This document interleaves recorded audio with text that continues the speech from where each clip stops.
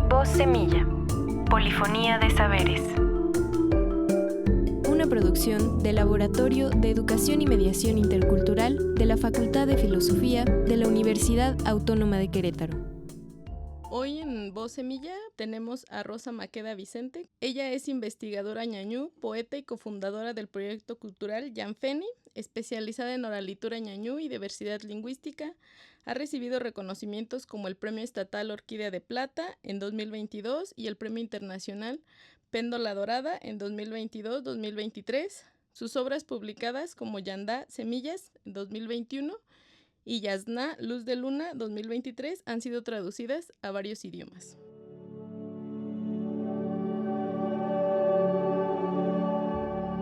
Haramuntahi yagi ntuhu hayandapo. En el mezquital, el siseo de los grillos entre la hierba. Muchas gracias, Rosa, por aceptar la invitación a acompañarnos aquí al podcast Voz Semilla. Estamos muy contentos de tenerte aquí. Gracias, Liz, por la invitación. ¿Cómo se empieza a gestar la poesía en Rosa Maqueda? O sea, ¿cómo empiezas tú en la poesía y por qué específicamente poesía y no narrativa, por ejemplo? Y luego, ¿cómo es que la llevas a la escritura, no? ¿Cuál ha sido este proceso? Bueno, además de poesía, he escrito narrativa, ensayo y también artículos. Aparentemente la poesía es fácil, no. Lo más difícil es hacer poesía, la brevedad. Inicié con artículos, ensayos y narrativa y después, posteriormente, creo que fui gestando un poquito más del lado de la poesía. Y creo que el contexto en el que nací, crecí, que es el Alto Valle, en el Ixmiquilpan, Hidalgo, es un clima semidesértico que para alguien del exterior ve y contempla el paisaje y para él visualice que es un espacio inhóspito, sin vida. Y para quienes vivimos en el valle, pues sabemos que está presente el germen. Y la poesía nace pues de ese lugar, desde la contemplación, pero también de la añoranza. Yo he formado también parte de la comunidad en diáspora, y al estar fuera, pues también viene ese proceso de añoranza, de escribir desde fuera, pero también he escrito desde dentro. Creo que la narrativa comenzó dentro del valle, porque parte de la narrativa que está publicada, por ejemplo, me la fue contada mi abuelita Juliana. Mi abuelita Juliana vivía en Cerro Blanco y ella era monolingüe ñañú. En aquellos tiempos yo acostumbraba a salir a pastorear con ella, a recorrer el territorio. Entonces mi comunicación con ella solamente era ñañú, que era su L1 para ella. Entonces, en vacaciones de verano yo iba a Cerro Blanco. Yo soy del espíritu. Entonces yo pedía a mi mamá permiso para ir a pasar los veranos con mi abuelita Juliana. Y entonces creo que esa oralidad que está en la narrativa que se ha publicado es porque mi abuelita Juliana me la transmitió. Sí, me parece muy interesante, Rosa, ¿no? También como esta parte que dices, ¿no? De cómo la gente ve al Valle Seco. O sea, para mí también el Valle siempre ha sido un lugar como con muchas flores. O sea, yo no veo un lugar seco, ¿no? O sea, uh-huh. lo he escuchado y ahorita que lo mencionas, ¿no? También, uh-huh. Pero pues yo también lo veo como un lugar como con mucha vegetación, con flores, ¿no? Y sobre todo como esta parte pues del río y bueno, con todas sus cosas que uh-huh. implica, ¿no? Y bueno, concretamente en el Alto Valle no tenemos río. Así a los lados, por ejemplo, hacia Cardonal está Tolantongo, que son aguas turquesas, y igual como tú, en la parte superior está todo seco y vas descendiendo hacia Tolantongo y ahí ves nacer el río y las aguas turquesas. Uh-huh. Es una zona de aguas termales.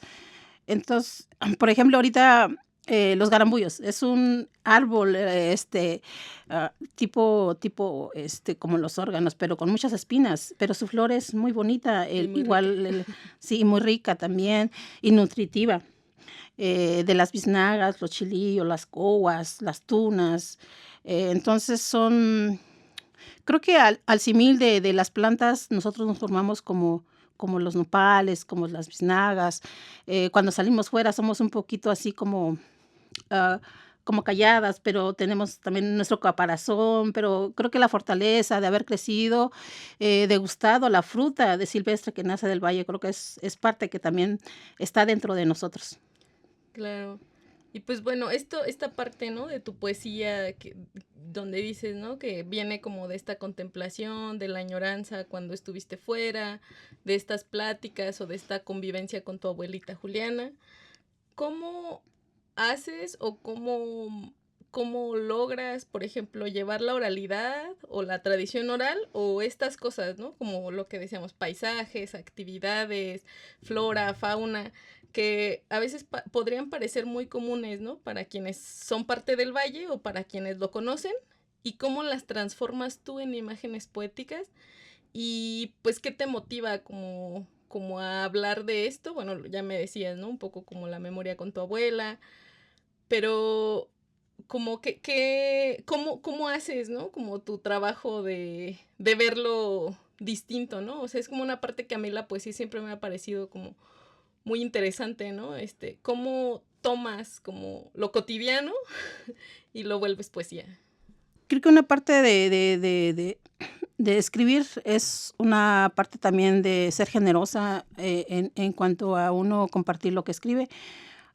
Creo que uno de los principales como, no concretamente objetivos, sino más bien es como este proceso de compartir, de tejer puentes, es decir, por ejemplo, los ñaños del Alto Valle tenemos una comunidad muy grande dentro, fuera del territorio, porque nuestro territorio depende del agua de temporal. Han sido días muy complicados, años complicados de que la lluvia llueve muy poco. Aunado a ello, pues también los cambios estacionales, que antes eran así fijos, sabías cuándo iniciaba el periodo de lluvia, de siembra, y ahora no. Estos cambios climáticos pues nos han afectado a todos. Incluso ahora, si tú vas al valle, está floreando el garambullo y estamos en febrero. Febrero no era la temporada de que tú pudieses ver flor de garambullo. Y bueno, justo esto de la poesía era pues amalgamar un poquito también yo lo llamo como reapropiación, pero también de hacer como esta vinculación e hilar tejidos sobre memoria alimentaria. Cuando yo era niña, yo iba a pastorear y había muchos mezquites, y los mezquites son muy nutritivos. Las biznagas, las cohuas, las tunas, el aguamiel. En mi región, antes nosotros no teníamos agua, y entonces lo que yo hacía, porque no tenía como los pozos cercanos, entonces nosotros, mi hermana y yo, Angélica, tomábamos aguamiel, y el aguamiel es muy nutritivo. Entonces las generaciones contemporáneas, pues ya no comen, por ejemplo, garambullos. Para ellos, por ejemplo, incluso el mezquite, mi abuela me hacía un atole muy nutritivo. El aguamiel, de niños nosotros tomábamos atole de aguamiel. Entonces creo que un poco de la ruptura del conocimiento en cuanto a la biodiversidad, pero también alimenticia, fue irrumpida. Entonces creo que también la poesía hace ese proceso. Justo por ejemplo, con Yasna, lo hicimos con los niños, fue hacer lectura, pero también como incidir un poco en que ellos no cuestionaran, sino consultaran con sus papás. ¿Por qué la importancia de que siguiéramos conservando en el territorio las biznagas, los garambullos, los mezquites, los magueyes? Porque ellos también con las raíces evitan la erosión de los suelos, pero también nos dan alimento, como la flor de la palma, la flor de la sábila. Son guisados muy ricos, incluso creo que la alimentación de nuestros abuelos era completa, porque incluso teníamos la parte era como equilibrado. Yo consumía chongues, pero en salsa. Entonces esa parte también estaba como amalgamada desde los quelite, los cani y todo eso. Entonces las verdolagas era nuestro alimento, y desde luego pues el maíz. Me gusta mucho, ¿no? Como esto de reapropiación, y ahorita que hablas pues del proyecto de que trabajaron con los niños, también ahí hay, por ejemplo, un interés o sea, me interesa mucho como la parte visual, ¿no? De tu obra. O sea, es la poesía y está acompañada de la parte visual, ¿no? La escritura y lo visual, y esto lo vemos como en muchas de tus obras, ¿no? En ilustraciones, en tus libros, en la forma en que están escritos los poemas en tus libros, ¿no? También no siguen como una estructura como lineal o un interlineado como clásico, digamos, y también tienen como algunas formas, ¿no? O que algunos podríamos leerlos como formas, como imágenes. Y pues la reciente exposición de fotografía con tu poesía que tuviste en Salt Lake City. Y bueno, quisiera saber de dónde nace también este interés, ¿no? Por unir la poesía, el texto, la voz con las imágenes, ¿no? Con lo visual. Y que bueno, tiene que ver un poco con esto que dices, ¿no? Como de lo que ya nos contaste, como un detonador, como esto. Pero quiero saber como de dónde nace este interés por lo visual y la poesía. Por ejemplo, con la comunidad de Utah, lo que tuvimos hace un año viajamos y tuvimos conversatorios con comunidades en diáspora. Hay una comunidad muy fuerte en Ñañú, justo por eso es el viaje hacia Utah, porque hay una comunidad Ñañú muy, muy grande. Bueno, ahorita estamos viviendo un contexto muy difícil, complicado por la situación que se vive, pero el arte de llevar esa imagen de tu comunidad y que al ellos no poder viajar en este momento y contemplar la imagen y luego que tú lo acompañes con la fonética, el sonido de tu idioma en el que tú estuviste transcurriendo en tu infancia, en tu juventud, y al escuchar como estas voces, mm, y esto me lleva a compartirme esta experiencia tan grata. Yo hace un año conocí la obra de la maestra Eva Hinojosa. Ella es una artista, para mí, las más importantes en nuestra actualidad.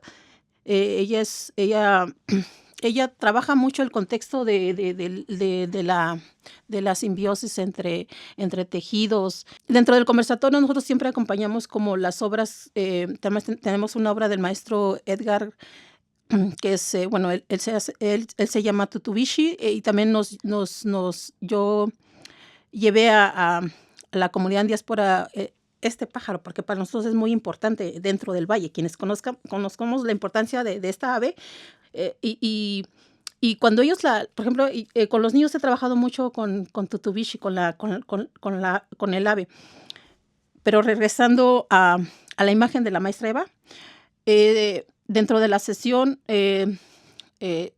un compañero nos dice, es que esa imagen me llama, esa imagen es mi abuela.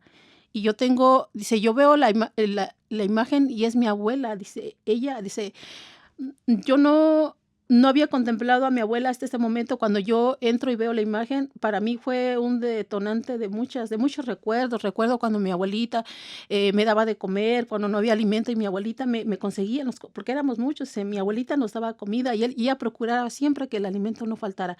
Entonces fue como una catarsis para él.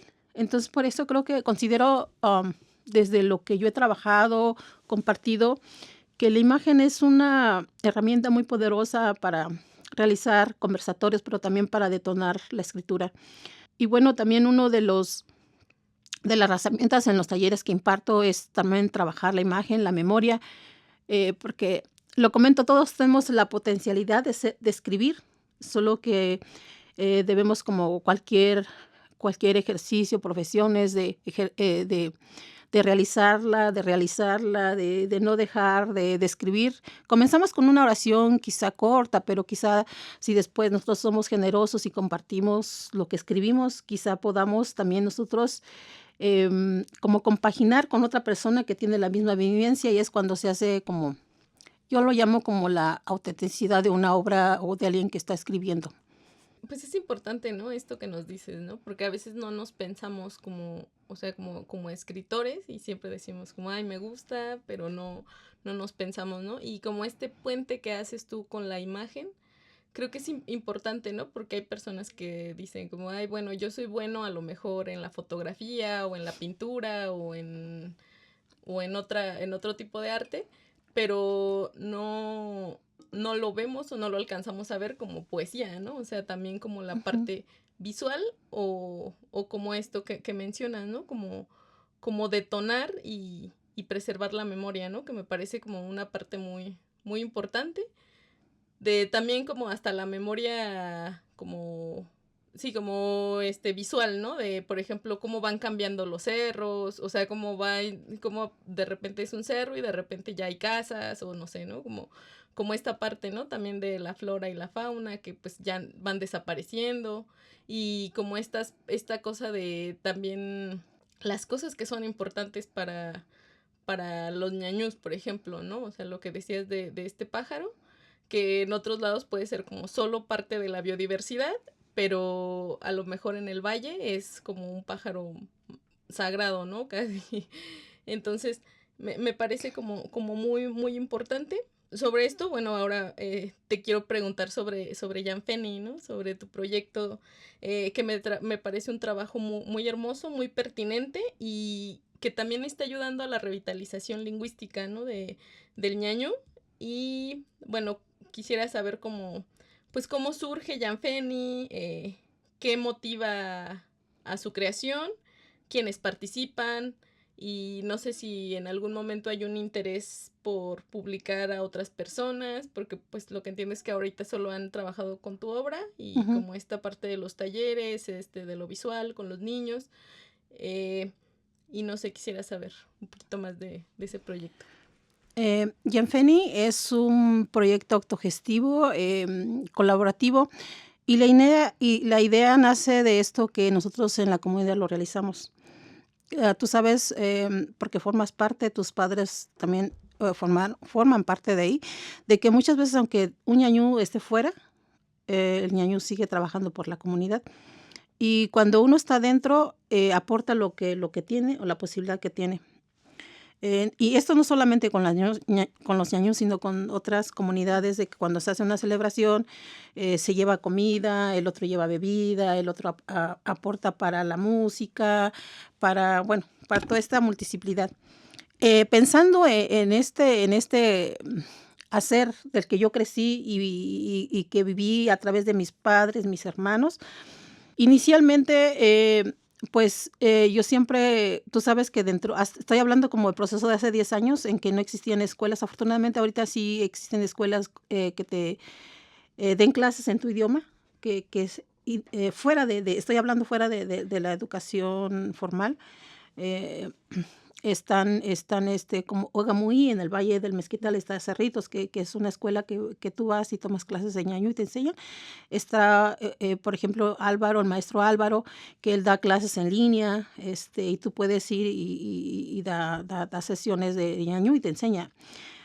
Yo te estoy hablando de hace muchos años. Cuando no existía esto, yo comencé a escribir mi lengua, pero no me preparé en el aspecto lingüísticos. Mi formación es lengua y literatura de Hispanoamérica. Yo estudié en la Universidad Autónoma de Baja California, pero también esto yo lo amalgamé. Yo lo llamo amalgamé porque también estudié lingüística aplicada en la UAP, y luego también las políticas públicas en la UNAM. Paralelamente, pues otros diplomados que estuve tomando en cuanto a cursos para ser tallerista con niños. Esto no nace de la mañana. Tengo la formación también como en el ámbito también de la diversidad, y otros cursos que he tomado para poder formar parte del colectivo. Esto nace justamente con una colaboración que hace la maestra Carolina con el portal de Siwar Mayu, que es un portal que trabaja el maestro Juan Sánchez, es uno de los colaboradores es un proyecto que se publica en la página web. Ustedes pueden tener acceso, solo leen Siwar Mayu, y bueno, hay una generosidad de tanto poesía como narrativa y también obra visual de pueblos originarios. Durante la pandemia, pues tú sabes, todos nos encerramos como una parte de protección. En ese entonces, la doctora Carolina tradujo al inglés algunos textos que publicó el maestro Juan Sánchez. Y justo esto con la idea de hacer puentes, pues yo en ese momento tenía otra página de Instagram en la que tú sabes que yo siempre publico fotografía del valle, y yo solamente escribía en ñañú. Yo comencé a recibir mensajes de fuera que me decían, es que, ¿por qué no traduce lo que escribes? Y yo le digo, es que es una forma de posicionar mi idioma, y yo decido escribir solo ñañú. Pero al formar parte también de la necesidad de tejer puentes, me decían, ¿por qué no traduces tus textos al inglés? Porque mi L1 es el inglés y yo no sé hablar muy bien español, pero quiero aprender el ñañú. Y justo con la propia comunidad de fuera que pide tejer puentes hacia el idioma que para ellos en ese momento es su L1, pues fue cuando yo me acerco a la doctora Carolina, le hablo un poquito del proceso del tequio, de cómo nosotros trabajamos en comunidad, porque yo en ese entonces yo no tenía dinero para poder armar un proyecto, pero hablando un poquito de la filosofía en la forma en que se trabaja en nuestras comunidades, pues yo me acerco con la doctora Carolina, ella acepta. En ese entonces yo ya trabajaba con el maestro Aurelio, porque el maestro Aurelio me revisa mis textos. Tú sabes que si requerimos de hacer un texto, tenemos que tener como quien nos revise, dado que los libros que nosotros estamos editando en ñañú, estamos utilizándolos, empleándolos como herramientas para la enseñanza y la escritura, pues necesitamos también que quien antecedido por este trabajo de la investigación, la escritura, pues nos lo revise. Y posteriormente, pues también necesitamos como esa parte visual, porque para mí también es como ese lenguaje también que conecta. Invitamos a Alan Maqueda, también es un artista visual del Valle. Alan nos vinculó con otros 2 jóvenes de Chicoautla en ese momento. Inicialmente publicamos Yandá. Posteriormente vino Yasna y Sol de Media Luna. Pero dado que el material que nosotros requeríamos para traducir era tanto, la doctora Carolina me dice, pero es que yo he estado trabajando con otro maestro, porque ella me pedía permiso. Le dice, ¿puedo compartir también los textos, que me los revise un nativo hablante en inglés? Yo le dije, claro. Y posteriormente, pues, también forma parte el maestro Patrick Cheney. Y por el lado del ñañú, también está el maestro Boto, que el maestro también es vecino de mi comunidad, ahí del Alto Valle. El maestro Bonifacio, él es docente de un bachillerato de Hidalgo. Entonces ya tenemos 2 revisores maestros en ñañú, dos personas que nos revisan, que tejen ese puente de traducir al inglés, pero también la parte visual, que de los 3 libros que hemos hasta el momento editado los ha llevado Celeste Jaime. Celeste Jaime ha sido quien nos ha acompañado en todo lo que compete el diseño editorial, todo el enmarcado, los tipos de tipografía. Y bueno, así se ha ido gestando Yanfeni. Yanfeni es, como te vuelvo a decir, es un colectivo autogestivo, es decir, por ejemplo, con Yandá, con nuestro primer libro que hicimos, gran parte de todo lo que hemos editado se va a comunidades, a las bibliotecas, a los niños que han participado, colaborado con nosotros. Pero también, pues, como todo proyecto requiere financiamiento. Entonces, nosotros hemos tenido financiamiento con la venta de nuestros libros, el público que ha sido generoso al comprar nuestros libros, y con esto nos ha sido posible, al menos para mí, comprar material para ir a implementar los talleres que también hacemos en formato autogestivo. Intentamos que los talleres que nosotros realizamos sean justamente las partes más alejadas. E incluso con Yasna ustedes pueden ver que para los niños estos talleres de arte fueron sus primeros talleres de arte, y yo quedé completamente, sobre todo motivada de ver la potencialidad que hay. Ahora imagínense si estos niños tuvieran clases de arte continuamente. Entonces creo que una de las partes es como sembrar la semilla, y bueno, esto es lo que a grandes rasgos lo que es el colectivo. Seguimos trabajando, ahorita ya tenemos ya otro libro, pero pues solamente el financiamiento esta vez es lo que nos detiene un poquito, pero bueno, pues seguimos trabajando, colaborando en esto que lo hacemos como en comunidad, pero esto es como fuera pero desde la filosofía también de la ayuda mutua dentro que tenemos. Pues en realidad nace desde las mismas comunidades, ¿no? No es algo que nace afuera y se va a la comunidad, sino que nace en la comunidad y se presenta hacia afuera, ¿no? Por ejemplo, esto que pasó con Yasna es como, bueno, esta parte donde dieron los talleres, y este libro de Luz de Luna se se ilustró con los dibujos, las ilustraciones de los niños, ¿no? De los niños que recibieron el taller y no sé si nos quieres contar tú un poquito más como de ese proceso en específico de... Sí, hace un momento, una disculpa por ello, olvidé comentarles el proceso tan importante que es del ámbito visual del maestro Carlos López Magaña. Carlos López Magaña es quien nos apoya mucho en este momento en el ámbito visual. Su trabajo de él es maravilloso. No sé si tuvieron, hace 2 días presentó también un trabajo que él hizo, está gestando en forma individual, sobre un proceso, un tipo de libros diferentes a lo que nosotros estamos habituados, y a mí me maravilló todo su trabajo. Bueno, él forma parte también del colectivo y es una persona muy generosa aunado a Celeste Jaime. Cuando yo les comento que estamos viviendo épocas de pandemia y tú sabes que todo el mundo estamos como recelosos de convivir, como nos sembraron el chip de que si te acercas a una persona te puedes enfermar. Entonces, era un ambiente en ese momento que se veía, estamos hablando del segundo año de pandemia, en que gran parte de la población pues habíamos recibido la vacuna, pero aún estábamos recelosos de convivir. Yo escribo a Celeste Jaime, al maestro Carlos López Magaña, que forma parte del colectivo, la posibilidad de que ellos viajaran al valle y que nos impartieran unos talleres de dibujo para niños. Pues estoy hablando que como ahí no hay talleres de arte, pues para mí era importante que personas preparadas en el ámbito del visual pudieran tener ese acercamiento con el arte y los niños y la comunidad. Ellos aceptaron viajar. Celeste viene desde Morelia, el maestro Carlos aquí de Ciudad de México. Tienen una estancia en el valle. Fueron 3 días intensos con 2 comunidades.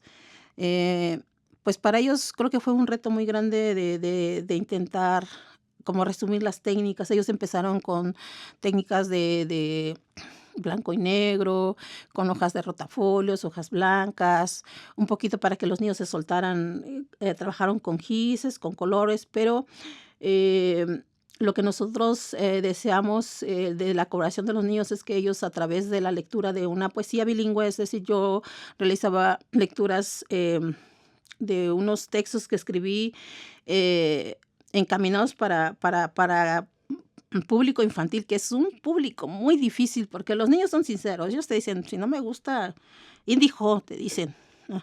Entonces, pues no les gusta ya. Entonces, y también es un público impaciente, pero generoso, muy generoso. Cuando a los niños les gusta algo, se entusiasman muchos. Bueno, fueron 3 días de procesos intensos en los que ellos les enseñaban técnicas de dibujo y yo hacía lecturas bilingües, y entonces fue una colaboración muy bonita porque inicialmente, como decíamos, bueno, entonces, ¿cómo decirle o seleccionar como los poemas? ¿Qué poema puede dibujar el niño? Y finalmente decidimos hacer la lectura general y que cada niño eligiera el poema que él quisiera ilustrar. O sea, dijimos, bueno, ustedes elijan lo que quieran dibujar a partir de la lectura, de lo que ustedes escucharan, dibujen lo que ustedes deseen, pero que la parte final va a ser blanco y negro. ¿Cómo? O sea, bueno, eran blanco y negro por lo costoso de las ediciones. Estamos hablando que es un proyecto autogestivo y pues nosotros teníamos que imprimir a 2 tintas. Pero en el taller sí usaron colores, solamente que para la parte final necesitamos nosotros 2 tintas. Entonces ya justo nace de este intento por también de volver a arroparnos, de confiar en el otro, de decir ya puedo convivir. Usamos también en ese momento, estábamos usando todo lo que era la mascarilla, el gel y todo, pero al menos fue como un proceso del rompimiento, de aislado, del aislamiento, y de volver a confiar en que podemos volver a convivir, porque usamos mesas, pero creo que esa fue la parte un poquito difícil, pero creo que también fue un proceso sanador para ellos.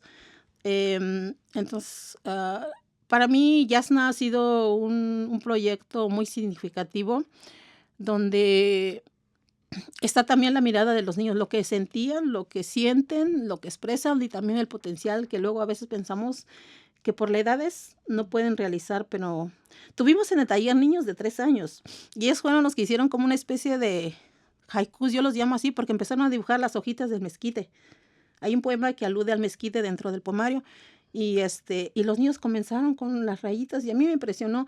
Y bueno, tuvimos mucho material que no pudimos ya integrar en el libro porque, bueno, es un poemario muy breve, entonces, también Celeste, pues creo que fue muy difícil para ella tomar la decisión qué se incluye y qué no, entonces, pero bueno, ahí tenemos todavía el acervo, esperamos poco a poco continuar compartiéndolo y pues a grandes rasgos es lo que ha sido posible de Yasna. Yasna, la portada de este libro es obra del maestro Carlos López Magaña, incluso la contraportada, pero todo el interior es de los niños de la comunidad del Alto Valle.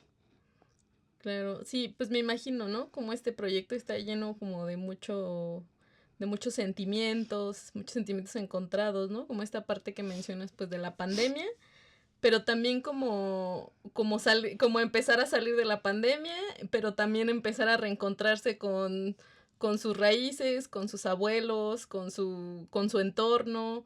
Y otra parte que a mí me parece muy importante, y ahora que tuve la oportunidad de estar en la exposición de estas obras de los niños, de cómo muestran ahora, ¿no? O sea, con esta idea de las expos, cómo ahora los niños pasan a ser también ya artistas, ¿no? O sea, Ujú. cómo les das ese lugar. Entonces yo me imagino como, pues sí, ¿no? Como este mundo de emociones que hay, pues en esta obra o de donde nace como esta idea para esta obra, pues todo lo que implica Yasna, ¿no? O sea, todo el trabajo que ha habido, el trabajo colectivo desde, pues, quien quien escribe, que eres tú, Rosa, quien diseña, quien maqueta, quien corrige, y los niños que ilustran, ¿no? Y cómo lo llevaron más allá del libro, o sea, el libro lleno de emociones, y aparte como esta parte de, pues, de las exposiciones, ¿no? Donde los niños ahora son artistas y pueden ver su obra en espacios, sobre todo espacios culturales,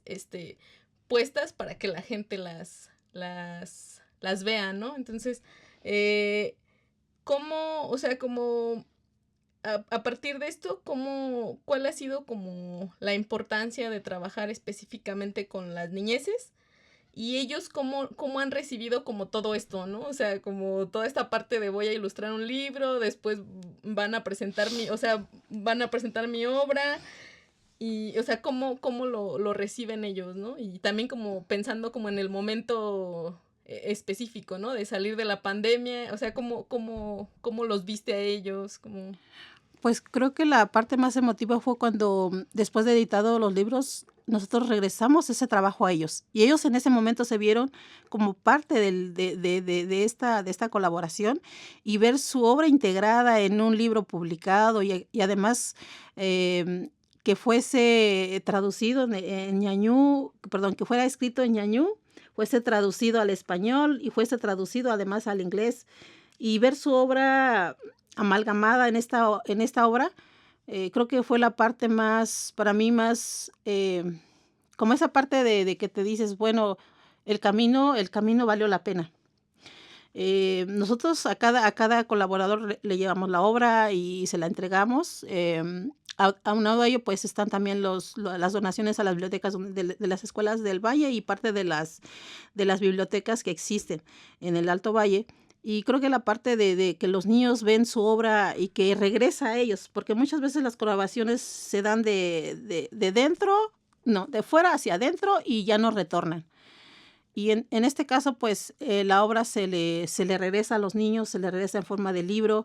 Y en esta edición del Flaco, que nos realizaron como la apertura de mostrar también esta parte de lo que se está gestando en Hidalgo, esta es la tercera exposición que hace de los niños. Inicialmente se expuso en una feria infantil allá en Hidalgo, en Pachuca, y la segunda, que fue como la más importante para nosotros, fue cuando en un espacio cultural muy, muy significativo para mí, que es el Centro Cultural Regional del Valle del Mezquital, donde está el Museo ñañú de la comunidad. Se hizo la presentación de sus trabajos y los niños por la cercanía tuvieron esa posibilidad de estar ahí. Entonces, ellos fueron a la inauguración de su obra. Niños que en ese momento, cuando tenían 3, pues ya tenían entre 4 y 5. Por ejemplo, David, hay una obra de él que a mí me impactó mucho cuando yo la veo, porque inicialmente estamos como a ver solamente la superficie de lo que vemos y no vemos lo que hay interno. Él dibujó parte del Alto Valle, un árbol. Hay un poema que alude sobre la raíz dentro del pomario. Y él dibujó un mezquite, pero también dibujó las raíces que conectan hacia la tierra, parte de la biodiversidad entre fauna y flora. Él dibujó conejos, águilas. A mí me impresionó tanto la obra de este niño, o sea, de cada una, pero ver la obra de David en que él ve en la superficie, pero también él nos mostró lo que está debajo de la superficie, que son las raíces. Y creo que esa parte del idioma que muchos o que muchas personas dicen, es que a mí no me fue transmitida mi lengua, o sea, hubo pues todos conocemos este ambiente de políticas públicas que imperaron en nuestro país y por ende fue como la irrupción intergeneracional del idioma, pero pues David hace como esta metáfora de que está ahí, está tu raíz, solamente hace falta reconectarla. Retomando lo de la inauguración, pues para los niños fue muy simbólico que fuese en el Museo Ñañú del Valle, donde estuvo expuesta todo el mes de diciembre y parte de enero.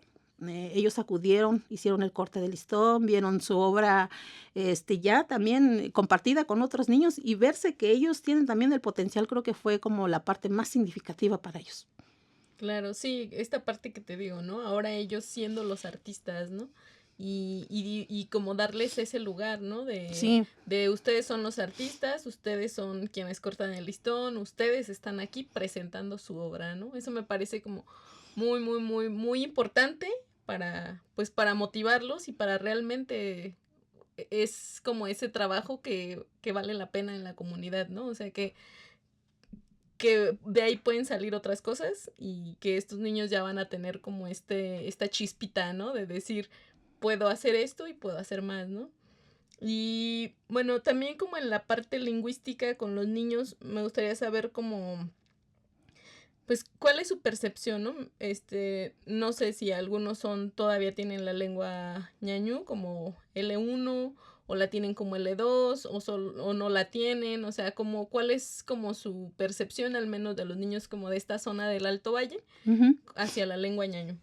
Bueno, actualmente en la zona del Alto Valle existen muchos hablantes pasivos, es decir, en su entorno la escuchan pero no lo hablan, pero también está esto de que hay comunidad infantil que sigue siendo su L1, sobre todo en las comunidades más alejadas.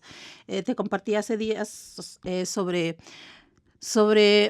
niños que bajan de las comunidades más alejadas por ejemplo, estoy hablando de la comunidad del Espíritu.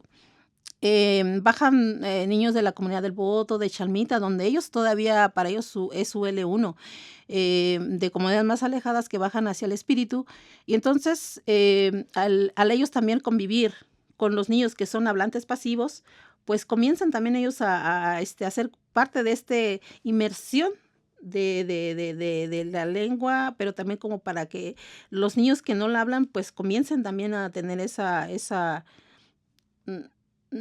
podríamos hablar como yo lo llamo de esa reconexión con su raíz, de que comiencen a apropiarse de su idioma. ¿Por qué? Porque están en ese ambiente inmerso, en que tienen esa posibilidad y ese potencial de poderla realizar.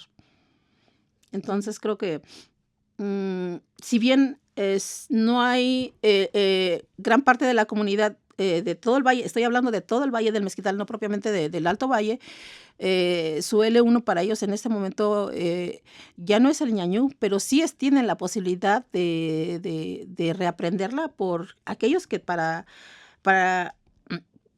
que su L1 es el ñañú, que son gran parte de las comunidades más alejadas de los municipios.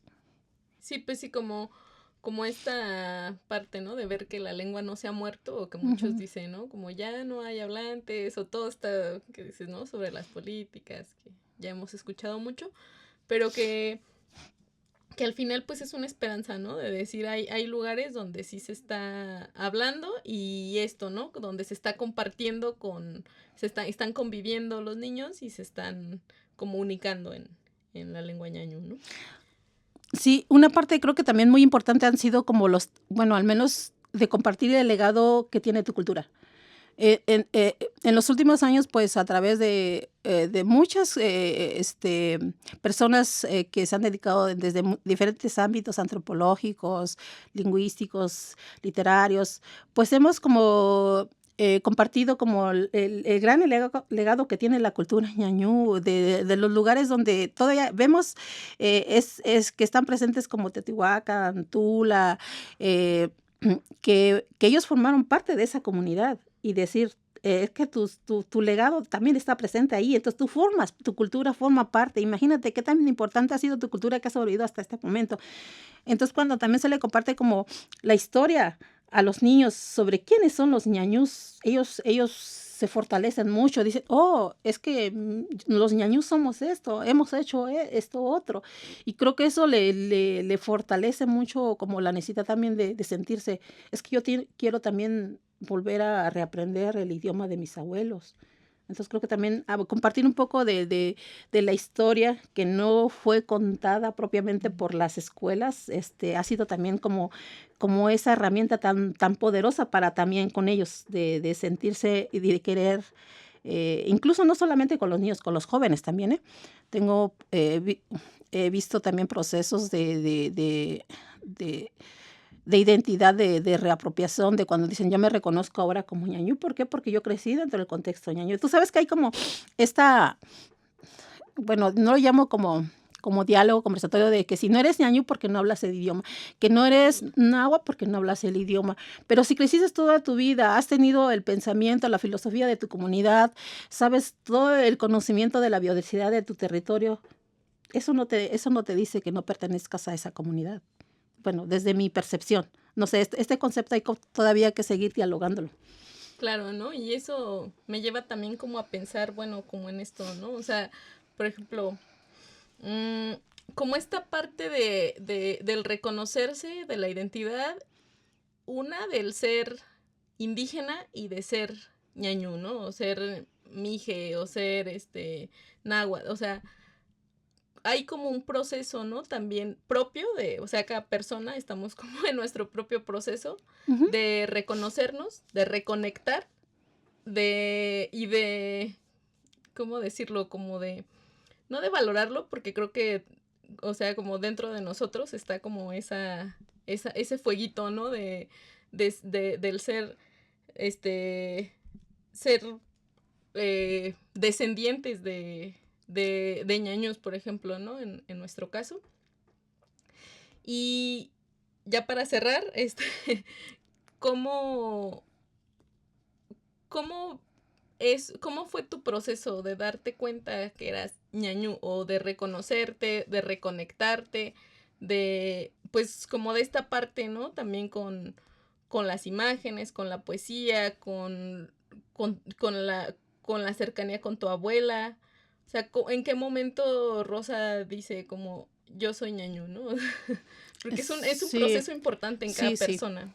Bueno, yo he ejercido esta labor de ser tallerista por más de 25 años. Soy una persona ya muy adulta. Entonces, primero fueron desde otras aristas de hacer talleres, y hay un momento en que yo siempre lo comento que mi voz durmió por mucho tiempo. Yo dormí mi voz porque recordemos que las políticas públicas de hace mucho tiempo era racializado, identificarte como parte de. Entonces, cuando tú eres joven, te sientes más vulnerable. Pero creo que cuando ya adquieres esa madurez, tienes la fortaleza de denunciarte, de decir quién eres. Am, en un momento yo trabajaba en una editorial donde yo estaba a cargo de la bodega, donde y por mis manos pasaban libros en muchos idiomas, inglés, francés, español, pero ninguno en una lengua originaria. Y entonces creo que fue como un proceso y también creo que paralelamente de hacer investigación, yo comienzo a hacer investigaciones sobre los procesos que se vivieron con el nacionalismo, cómo se vio mi comunidad, qué pasaba por ese entonces. Y yo tengo oportunidad de hacer investigación, bueno, de forma autogestiva también, de revisar archivos de la UNAM, donde los procesos de lo que en ese momento se conocía como ingeniería humana. Estoy hablando de procesos de los 40, 50 hasta los 60, 70. Bueno, en aquel momento no se conocía nada desde la psicolingüística ni de estos procesos que ahora tenemos y las herramientas que tenemos. Creo que fue un proceso también, yo lo llamo de sanación. Para mí la escritura y hacer talleres ha sido sanador desde mi propia, eh, de este proceso en el que yo callé mi voz, de que decía, Rosa, o sea, tú no hables tu idioma. O sea, yo lo cerré y creo que esa parte de comenzar a escribir, yo he escrito, pues yo pienso que desde siempre, pero nunca eres generoso de mostrar lo que escribes, porque siempre está el miedo de que está bien lo que escribo. Entonces creo que esa parte de empatía, de ser generoso con lo que tú escribes, de soltarte, de comenzar también sobre todo a compartirlo, eh, ha sido, creo que fundamental en los aspectos que de los últimos, de todo lo que se ha realizado en los últimos años en cuanto a talleres, escritura, lectura. Entonces, para mí ha sido como la parte también de reivindicarme, porque recordemos que los gentilicios que el Estado también continúa haciendo, bueno, esto es un poquito, recordemos que antes de los españoles estaba también la comunidad náhuatl y también fueron procesos también de apropiación, de conocimiento y bueno, toda esta parte que compete a la humanidad y no solamente estamos hablando de México, en este caso también lo vemos allá con Palestina, con muchas cuestiones. Eh, pero creo que un poquito de decir y de hacer enunciar tu voz, de decir, es que el gentilicio que tú me estás dando no lo soy, sino que comenzar a hablar desde dentro hacia afuera, ha sido una parte fundamental y también de que ha sido como desde muchas aristas, de muchas personas que comienzan a enunciarse, decir, es que de ya no aceptar lo que un gentilicio que te fue impuesto, comiences a decir, ok, soy eso, pero no, sino comenzar a decir, espérame tantito, yo soy ñaño antes de lo que tú me estás enunciando, pero comenzar a hablar desde este sostén y pilar de lo que nace desde dentro, o sea, ya no comenzar a verte y aceptar todo lo que viene de afuera, sino comienza a enunciar tu voz de sobre todo de colaboración también con otras personas que dicen, mira, yo estoy de acuerdo con lo que tú estás diciendo. Comencemos a nombrarnos desde dentro y desde dentro comenzamos a mostrarte a esta otra persona de otra comunidad quién soy yo y cómo nos nombramos. Y bueno, creo que antes que de todos estos gentilicios, conceptos que se van designando desde fuera hacia adentro, yo soy ñaño.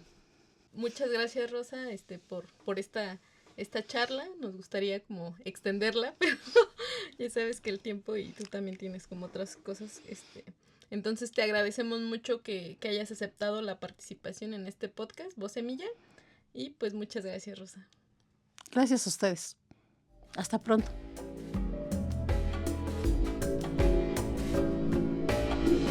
Esta es una producción del Laboratorio de Educación y Mediación Intercultural de la Facultad de Filosofía de la Universidad Autónoma de Querétaro. Te invitamos a seguir las actividades del laboratorio a través de nuestras redes sociales en Instagram y Facebook. Escucha este y otros episodios en las plataformas de YouTube y Spotify. Voz Semilla. Polifonía de saberes.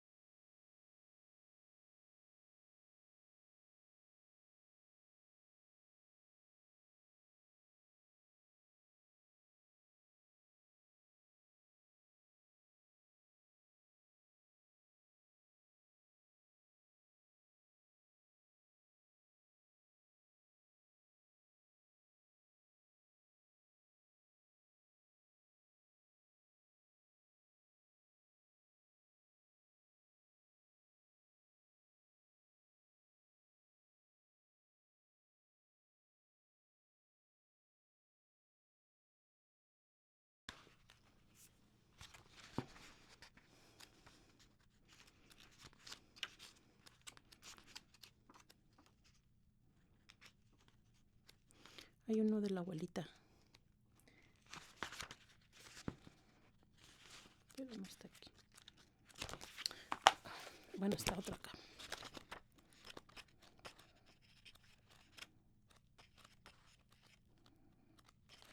Ahí está.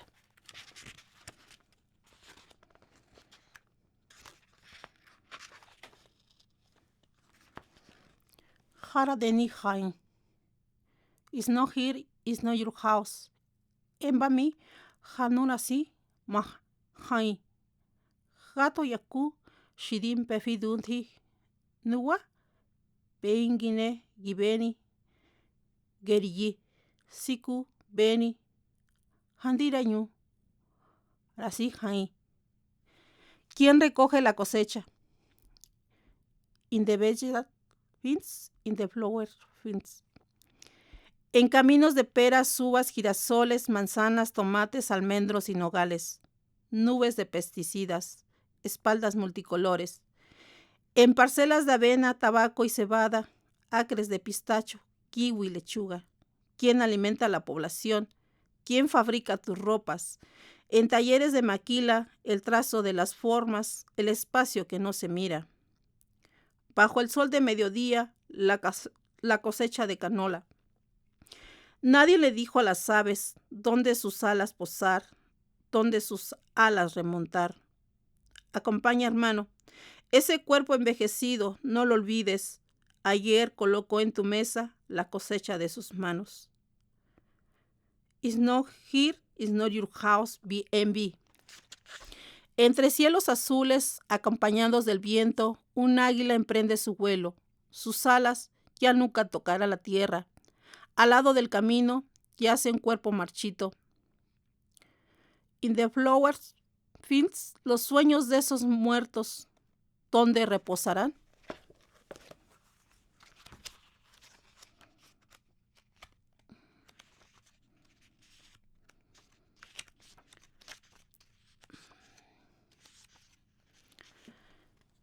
Y a mí, ma'i, jara yasna yada de gashi, ki udi rañurat ki edera guaji, ki hiandira maji, ki hiandira sizana.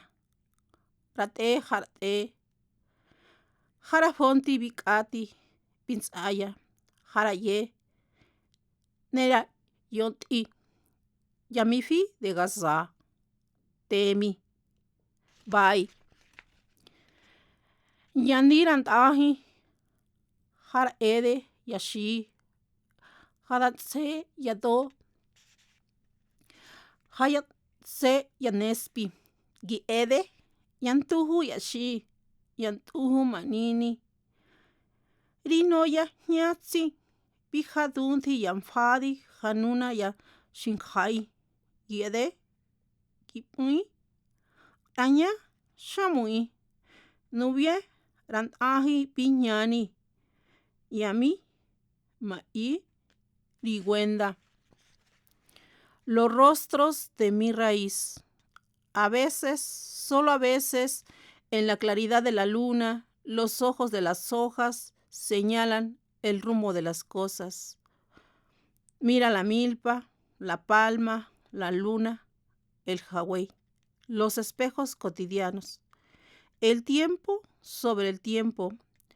Por la ladera del monte menguan su cansancio. Entre lluvias y sequías, el humo de la leña. Detente. El viento susurra al oído de las hojas, al oído de las piedras, al oído del fogón. Escucha. El canto de las hojas, el canto de mi pueblo, su voz vuela ligera, dejando vestigios en esta tierra. ¿Lo escuchas? ¿Lo sientes? ¿Lo vives? Su idioma aún respira. Ahora el viento ha susurrado. Los rostros de mi raíz te pertenecen.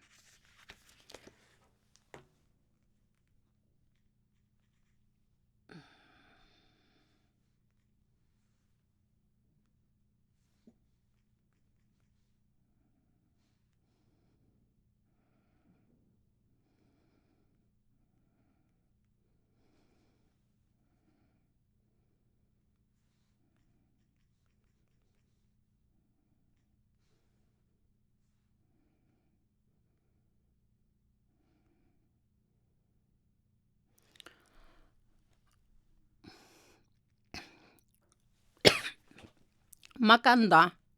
Cuadra, dra, magonim, ay, Magmeni hatsi haramakan teje. Antse, hiatsi, yamakanda. Drañu, desha, ntsedi, guada. Dra, macanda. Semilla. Maguey soy. Magoni, mi raíz. Magmeni resplandece en el solsticio de verano, la estrella matutina que ilumina, espiral de semilla. Somos camino, maíz, persistencia. Somos semilla.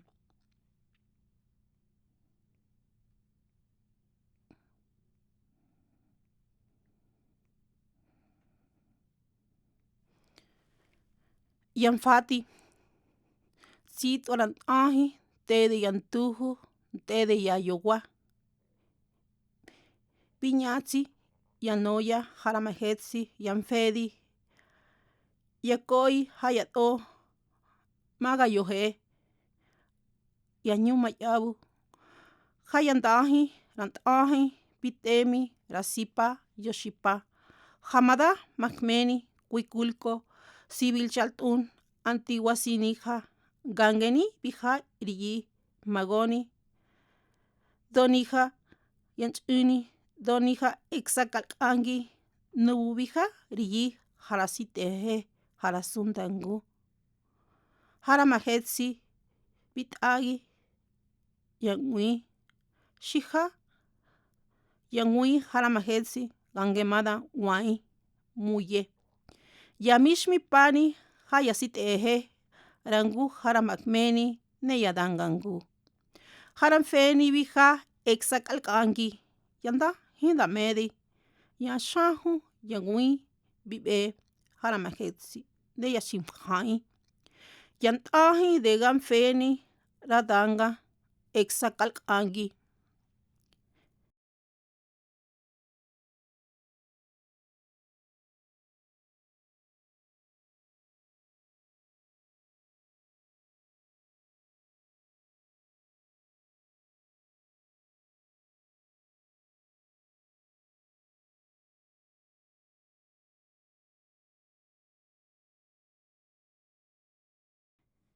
Ecos. Hojas socres volando con el viento. Nte de yantuju, nte de yayogua. Aleteos son palabras. A ras de cielos, memorias en muros, pinturas en rocas, en jade. Madayo. Antiguos caminos coronados de mezquites a la espera del tiempo, Yoshipa. Ante mis ojos, Tula, Cuicuilco, Sibil Chaltún, antiguos templos, la raíz de las cosas. Magoni, el templo de la estrella matutina, el templo de águilas, el templo de Quetzalcóatl. Ahí están tus huellas. Casas sagradas contemplan el alma. Momosclis, nubes se elevan. Muye, gotas de llovizna entibian los templos vacíos de la gran tollante Tehuaca Litical. En el eco de la memoria está Quetzalcóatl. Persiste su semilla. Hormigas nubes tejen en cielo y tierra el hilo del pensamiento del gran Quetzalcóatl. Listo, Yu. Gracias.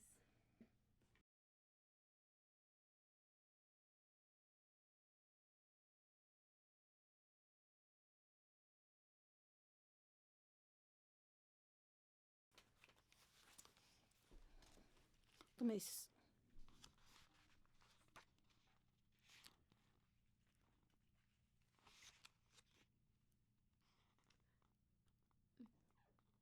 Listo. Harasi mahetsi, rasi, ishkaha, pit'a. En claro cielo, tuna de choconoscle enrojeciendo. Harab hasta, vija, yateña, pintzaya. En garambullos se anidan sensontles. Todo reposa.